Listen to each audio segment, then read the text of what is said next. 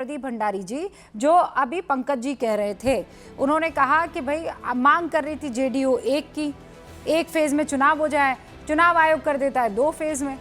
दीपिका जी, पहली बात तो पंकज जी को आप प्लीज ज्यादा सीरियसली मत लीजिए, क्योंकि बिहार इनको सीरियसली नहीं लेता है। डबल डिजिट वोट शेयर तक अभी तक पहुंच नहीं पाए और बिहार की बड़ी बड़ी प्रेडिक्शन कर रहे हैं। तो पहले कांग्रेस जो है डबल डिजिट वोट शेयर में पहुंचे, राहुल गांधी को अपनी अब्रॉड ट्रिप से पहले के वापस बुलाइए बिहार के अंदर और फिर बात करिए। मैं तो कह रहा हूं हमारा तो सब कुछ क्लियर है। ये बेल्लारी जी को तो आज माफी मांगनी चाहिए।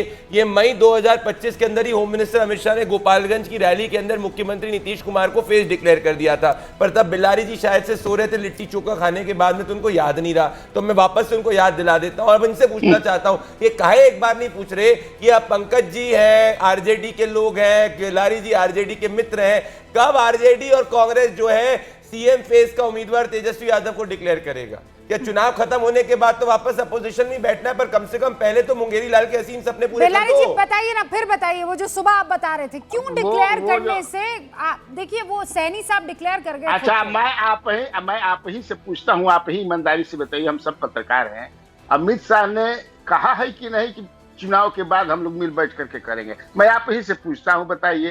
पंकज जी को छोड़िए, अब हर्षवर्धन जी बता दें, नहीं तो किसी मंदिर में चल करके क्रिया खा लिया जाए। कौन झूठ बोल रहा है, कौन सत्य बोल रहा है?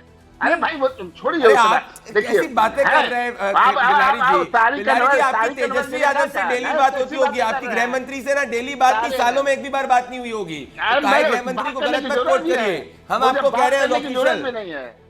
मैं आप ऑफिशियल बोल रहे हैं, अरे हम बोल रहे हैं आपको, आप घुमाते हैं बात को।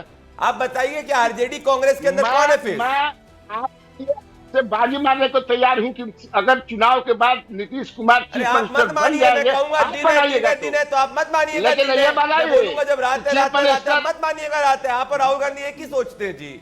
नीतीश कुमार चीफ मिनिस्टर बनेंगे, लेकिन ये मैं ये भी कहता हूं, लेकिन राजद बनाएंगे, आप नहीं बनाएंगे, उभा कर इधर आएंगे, चीफ मिनिस्टर बन जाएंगे। चलिए ये ट्विस्ट है। मुझे लग रहा है कि ये एक राहुल गांधी के साथ पिक्चर देखने गए। बिलारी जी, मुझे लग रहा है आपकी गलती नहीं है, आपने ज्यादा समय राहुल गांधी जी के साथ बिता दिया है और शायद से कोलंबिया से वो आपसे ही बात कर रहे हैं, तो आप दोनों की थिंकिंग अलग है। मैं ज्यादा एक दिन भी राहुल गांधी के उसमें नहीं गया था, हम इस समय नहीं जाते। अरे भाई, आप दोनों का विचार मिल रहा है। हाँ तो ठीक है, विचार मना कर रहा हूँ,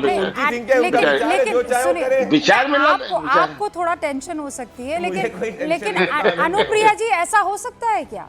ये पार्टी कार्यालय के बाहर ही बैठते हैं प्रदीप जी, आप इनके बातों पे बहुत ध्यान मत दीजिए। पार्टी कार्यालय के बाहर बैठ के चाय पे चर्चा करते हैं, उसी को सनसनीखेज मानते हैं। ये अपनी ही दुनिया में लगे रहते हैं। राहुल गांधी जी से मुलाकात नहीं होती है, ठीक ही इन्होंने कहा है, इनकी मुलाकात वहां भी नहीं होती है। देखिए रुबिका जी, ये हल्की बातों का समय नहीं है और इलेक्शन कमीशन ने जो अनाउंसमेंट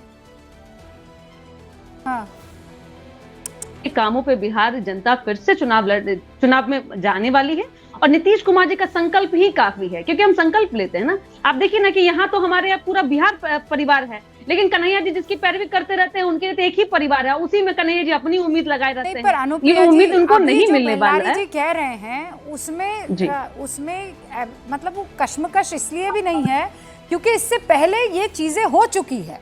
भाई आप कह रहे हैं संकल्प, ऐसा भी क्या संकल्प के आप आज लिया संकल्प और कल पलट गए?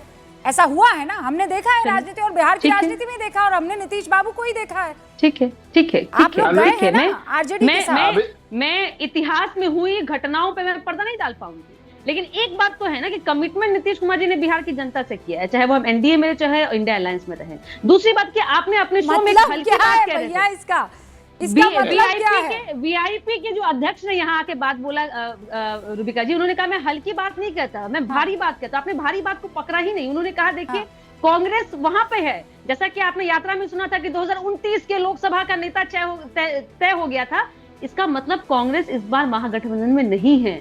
आप देखिए इनके फिर वही होगा 2024 के लोकसभा में, कैसे आरजेडी ने अपने कैंडिडेट की घोषणा कर दी थी और पीछे राहुल गांधी जी आए कि भाई मेरे जो कैंडिडेट है, आपको याद होगा पप्पू यादव जो कैसा हुआ था, पप्पू यादव डिक्लेयर कर दिए हम कांग्रेस में, कांग्रेस मानने को तैयार नहीं है। तो महागठबंधन वहीं पे है उसी धरातल पे है जहां पे इनके अंदर कोई सामंजस्य नहीं है। और एक तरफ हम लोग जो है 5 पांडवों का समूह कौरवों की सेना को धराशायी करने के लिए तैयार है। वो कौरवों की सेना जिसके लिए परिवार और परिवार के लोगों की गद्दी महत्वपूर्ण है। मतलब चलिए कन्हैया बिलारी जी, कल महाभारत है ये। कल जो है चिराग पासवान मुंबई में थे और धर्मेंद्र प्रधान फोन कर रहे थे, उनका मोबाइल बंद हो गया।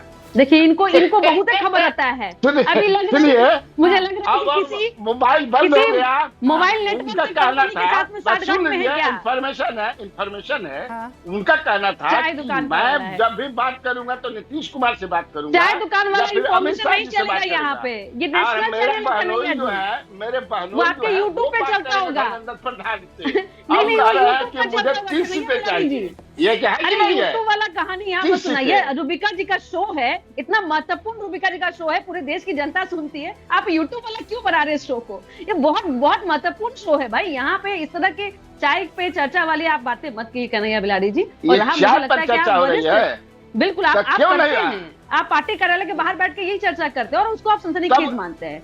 बिहार की जनता की एक सेकंड बस, मुझे एक चीज बता दीजिए। मांझी जी कल भाग गए, बोले कि 20 सीट चाहिए। सर सुनिए ना, मांझी जी को तो इसलिए 20 सीट चाहिए क्योंकि वो चाहते 40 तो हमको मिलेगी नहीं, हमें राष्ट्रीय पार्टी बनना है। उन्होंने तो बहुत क्लियरली ये बात कह दी, जितना साफ गोई से आप बात कहते हैं उतना साफ गोई से वो भी बोल गए कि हमें राष्ट्रीय स्तर की पार्टी बनना है। लेकिन हर्षवर्धन जी, यहाँ ये जो चुनाव है वो अभी भी इस असमंजस की स्थिति में है कि कभी भी कोई भी पासा पलट सकता है। नहीं, मुझे नहीं लगता कि जैसा बेल्लारी जी कह रहे हैं। नहीं, बेल्लारी जी से मैं एक हिस्से से सहमत हूँ कि चुनाव के बाद मुख्यमंत्री नीतीश जी ही बनेंगे, ये तय नहीं है, इससे मैं सहमत हूँ। लेकिन इसका दूसरा जो हिस्सा है कि नीतीश जी राष्ट्रीय जनता दल के साथ जाके बनेंगे, इससे मैं असहमत हूँ। दरअसल बिहार की राजनीति पिछले कुछ समय में बहुत बदली है और नीतीश कुमार को आप देखें तो उन्होंने जिस तरह से उनके में परिवर्तन आया है उसको जरा देखना चाहिए। और मुझे नहीं लगता कि नीतीश कुमार अब इस बार कोई पाला बदलने या पलटने की स्थिति में है।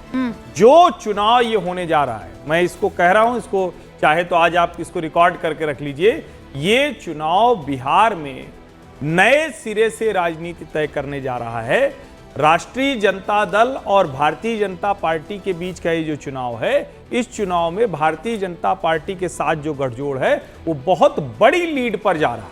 ये अब वो चुनाव नहीं रह गया। मैंने सुबह भी कहा था 2017 का यूपी विधानसभा चुनाव याद कीजिए, और ये जो नीतीश जी ने ये जो 10,000 रुपया वाला स्कीम डाला है, यकीन मानिए जो रसोई गैस गई थी उज्ज्वला वाली, उसका परिणाम आपको देखने को मिलेगा। नंबर्स में इतना डिफरेंस होगा कि ये पलटने वाला खेल नहीं होने।